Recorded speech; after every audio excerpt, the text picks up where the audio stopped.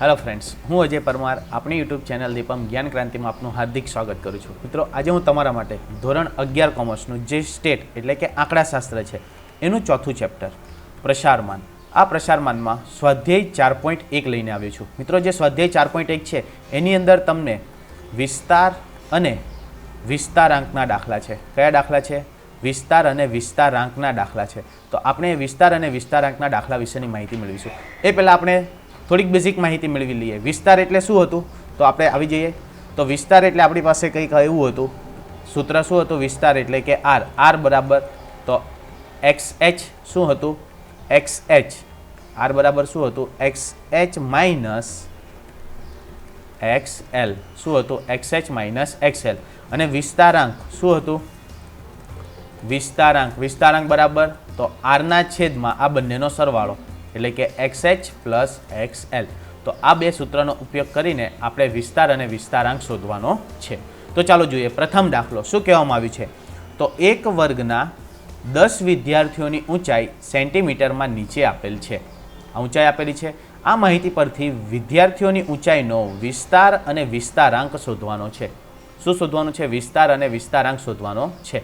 તો હવે આપણને ખબર જ છે કે આ કેવી માહિતી છે? તો અવર્ગીકૃત માહિતી। કેવી માહિતી છે? તો અવર્ગીકૃત માહિતી છે। અને અવર્ગીકૃત માહિતી હોય તો શું આવશે? તો વિસ્તાર બરાબર આવશે સૌથી મોટો પ્રાપ્તાંક માઇનસ સૌથી નાનો પ્રાપ્તાંક। તો ચાલો સૌથી મોટો અને સૌથી નાનો પ્રાપ્તાંક લખી દઈએ એટલે કે એક્સ એચ હાયર ફેક્ટર અને એક્સ એલ એટલે કે લોઅર ફેક્ટર। તો જોઈએ તો સૌથી મોટો પ્રાપ્તાંક કયો છે? તો સૌથી મોટો પ્રાપ્તાંક આપણને જોતા ખ્યાલ આવે છે કયો છે? તો 185। કેટલો છે? 185। તો આ આપણો શું થશે? એક્સ એચ એટલે એક્સ એચમાં લખી દઈશું 185। અને સૌથી નાનું તો સૌથી નાના કયા છે? તો 145 કયા છે? 145। તો આ 145 છે એ આપણા શું થશે? તો એક્સ એલ એટલે એક્સ એલ બરાબર કેટલા આવશે? તો 145 થઈ ગયું। હવે શું મૂકવાનું છે સૂત્ર? પહેલું શું શોધવાનું છે? તો વિસ્તાર। વિસ્તાર એ કેવું માપ છે? તો વિસ્તાર એ નિરપેક્ષ માપ છે એટલે કે જવાબ આવશે શેમાં આવશે? તો સેન્ટીમીટરમાં। શેમાં આવશે? સેન્ટીમીટરમાં। વિસ્તાર એટલે કે આર બરાબર શું આવશે?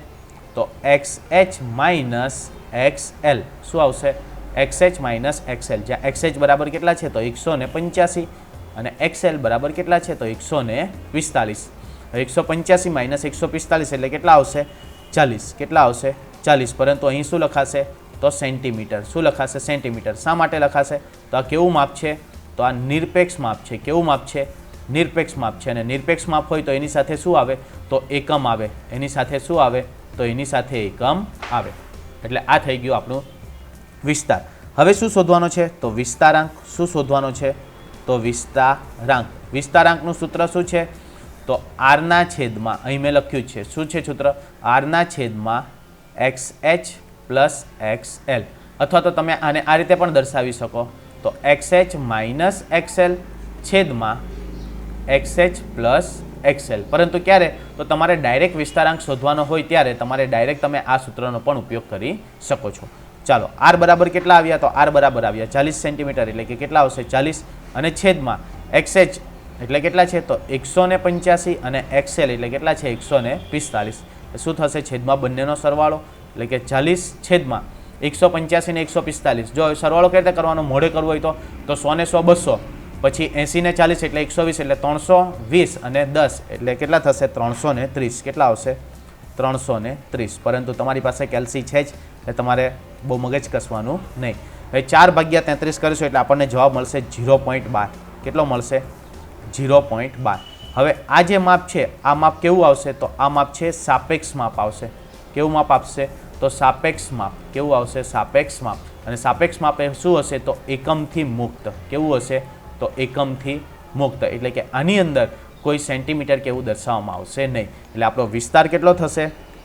તો વિસ્તાર આવશે આપણો 40 સેન્ટીમીટર। કેટલો આવશે? 40 સેન્ટીમીટર। અને વિસ્તારાંક શું છે બીજું? તો બીજું છે વિસ્તારાંક। તો વિસ્તારાંક કેટલો આવ્યો? તો વિસ્તારાંક આવ્યો 0.12। તો આ થઈ ગયો આપણો પ્રથમ દાખલો, અવર્ગીકૃત માહિતી હોય ત્યારે। ત્યારબાદ જોઈશું બીજો દાખલો। બીજા દાખલામાં શું માહિતી આપવામાં આવી છે? તો એક બસ કંપનીની 77 બસ શહેરમાં મુસાફરી માટે પ્રાપ્ય છે।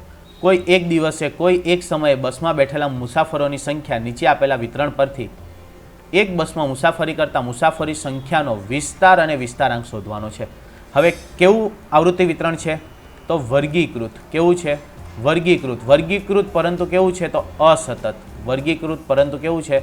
તો અસતત. હવે અસતત હોય તો ત્યારે પણ શું કરવાનું છે આપણે? તો ત્યારે પણ આપણે એ જ કરવાનું છે કે સૌથી મોટો પ્રાપ્તાંક માઇનસ સૌથી નાનો પ્રાપ્તાંક. શું કરવાનું છે? સૌથી મોટો પ્રાપ્તાંક અને સૌથી નાનો પ્રાપ્તાંક. એટલે કે એક્સ એચ. તો અહીં આપણા એક્સ એચ બરાબર કેટલા થશે? તો આ એક્સ એટલે આપણા પ્રાપ્તાંકો છે. તો સૌથી મોટું એટલે કયા આવશે? 37. એટલે એક્સ એચ બરાબર કેટલા થશે? તો એક્સ એચ બરાબર થશે 37. અને XL, તો XL બરાબર કેટલા થશે? 2. XL બરાબર કેટલા થશે? 2. હવે શું શોધવાનું છે? તો સૌપ્રથમ આપણે શોધી લઈશું વિસ્તાર. એકદમ સહેલું છે મિત્રો. ખાલી સૂત્ર યાદ રાખવાનું છે અને એની વિગતો યાદ રાખવાની છે કે કયા સૂત્રનો ક્યારે ઉપયોગ થશે વગેરે વગેરે. એટલે કે R રેન્જ. રેન્જ બરાબર શું આવશે? તો સૌથી મોટો પ્રાપ્તાંક માઇનસ સૌથી નાનો પ્રાપ્તાંક. તો સૌથી મોટો કયો છે? તો 37 માઇનસ સૌથી નાનો કયો છે? 2. એટલે કેટલા આવશે?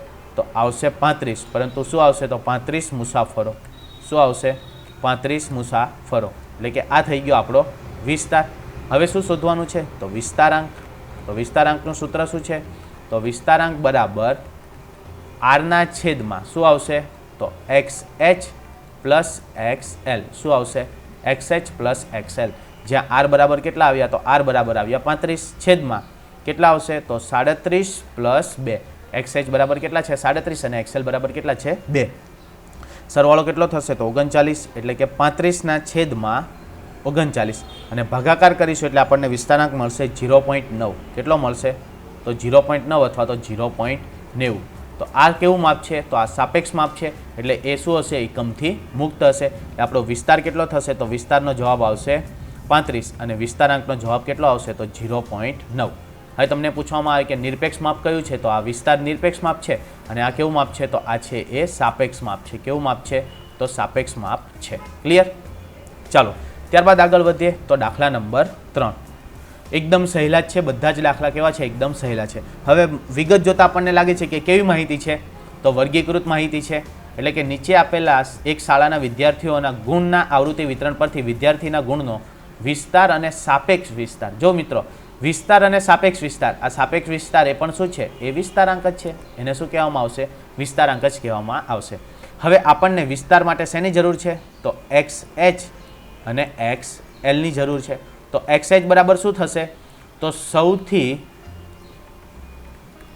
મોટા વર્ગની શું આવશે? સૌથી મોટા વર્ગની ઉર્ધ્વ સીમા. શું આવશે? સૌથી મોટા વર્ગની ઉર્ધ્વ સીમા. તો સૌથી મોટો વર્ગ કયો છે? તો 70 થી 80. એની ઉર્ધ્વ સીમા એટલે શું આવશે? 80. એટલે XH બરાબર કેટલા થશે? 80. XH બરાબર કેટલા થશે? 80. અને XL બરાબર શું થશે? તો સૌથી નાના વર્ગની શું આવશે? સૌથી નાના વર્ગની અધઃ સીમા.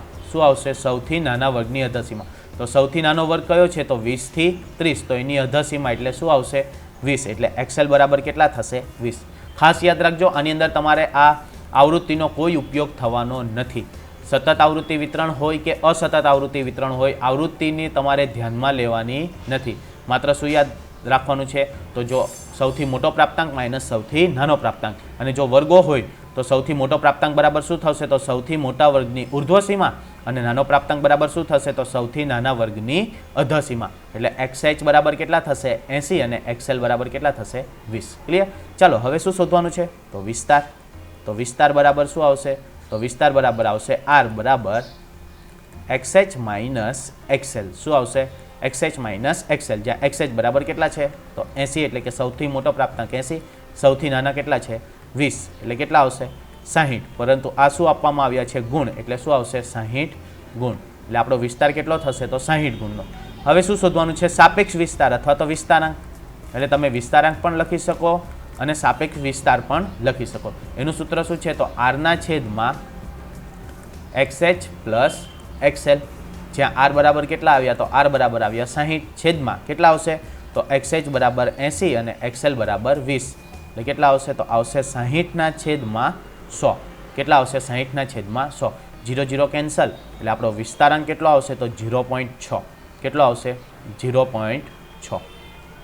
થઈ ગયું મિત્રો? એકદમ સહેલું છે. ખાલી તમારે યાદ રાખવાનું છે સૂત્ર અને કઈ રીતે એનો ઉપયોગ કરવાનો છે વગેરે વગેરે. તો આ કેવું માપ છે? તો ફરીવાર જોઈ લઈએ તો આ નિરપેક્ષ માપ છે. એટલે કેવું આવશે તો એકમ સાથેનું આવશે અને આ કેવું માપ છે તો આ છે એ સાપેક્ષ માપ છે એટલે એ શું આવશે તો એકમ રહિત આવશે અથવા તો એકમથી મુક્ત શું આવશે એકમથી મુક્ત ક્લિયર ચાલો જોઈએ સ્વાધ્યાયનો છેલ્લો દાખલો દાખલા નંબર 4 શું આ માહિતી આપવામાં આવી છે આપણને તો એક વિસ્તારમાં આવેલી 80 દુકાનોના દૈનિક વકરા 1000 રૂપિયામાં આપવામાં આવે છે અને એનું આવૃત્તિ વિતરણ નીચે મુજબ છે તે પરથી દૈનિક વકરાના વિસ્તારનું નિરપેક્ષ અને સાપેક્ષ માપ મેળવવાનું છે હવે જો અહીંયા આપણને શું આપ્યું છે નિરપેક્ષ માપ એટલે વિસ્તાર અને સાપેક્ષ માપ એટલે શું થશે તો સાપેક્ષ માપ એટલે થશે વિસ્તારાંક શું થશે તો વિસ્તારાંક એટલે આ રીતે પણ આપવામાં આવશે ક્યારેક વિસ્તાર અને વિસ્તારાંક નહીં કહે પરંતુ શું કહેશે તો સાપેક્ષ માપ અને નિરપેક્ષ માપ તો વિસ્તાર અથવા વિસ્તાર અને વિસ્તારાંક જ થશે તો સૌપ્રથમ આપણે શું શોધવાનું છે તો